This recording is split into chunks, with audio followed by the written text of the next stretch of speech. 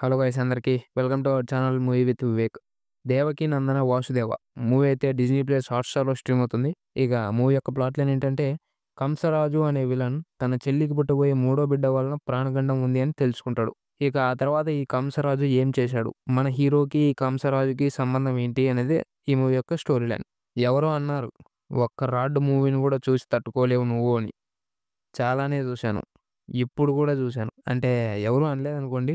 ఏదో నాకు నేను సరదాగా చెప్పుకుంటున్నాను. ఓకే. ఇది చూడండి. ఇక మూవీలో ఏమైనా బాగున్నాయా అంటే మంచి ఇంటర్వెల్ ట్విస్టు, ఇంకా కొద్దో గొప్పో క్లైమాక్సు, తర్వాత బీజీఎం అంతే.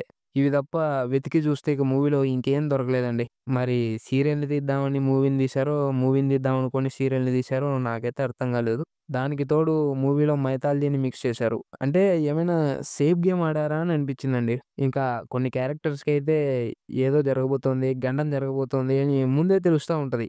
అంటే ఇప్పుడు ఎగ్జాంపుల్‌గా చెప్పాలంటే మీరు 'త్రిని' అని సీరియల్‌ని చూస్తారా? అంటే నాకంటే తప్పదు చూడక ఇంట్లో భోంచేసేటప్పుడు ఆ సీరియలే పడతది. ఆ సీరియలే పెడతారు కాబట్టి.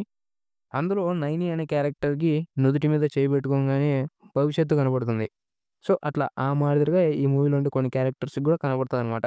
ఇంకా ఏమైనా అంటే నా దగ్గరికి రావాలంటే ఆ చావుకే భయం. ఆ చావుకే భయాన్ని పుట్టిస్తా అంటాడు. సరే ఇదంతా ఓకే. కనీసం క్లైమాక్స్ అయినా ఏదో బాగుంది అని అనుకున్నాను.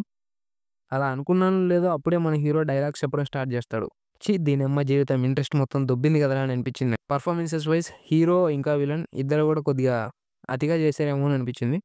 ఇంకా మిగతా వాళ్ళందరూ కూడా వాళ్ళ క్యారెక్టర్స్‌కి తగ్గట్టుగానే చేశారు. మూవీలో అయితే ఎటువంటి అడల్ట్ కంటెంట్ లేదు. ఫ్యామిలీతో చూసేయొచ్చు. మూవీ యొక్క రేటింగ్ వచ్చేసి నా వరకు మాత్రమే 1.75 ఔట్ ఆఫ్ 5. ఈ రివ్యూ గనుక మీకు నచ్చినట్లయితే వీడియోని లైక్ చేసి ఛానెల్‌ని సబ్స్క్రైబ్ చేసుకోండి. పక్కనున్న బెల్ ఐకాన్ ఆన్‌లో పెట్టుకోండి.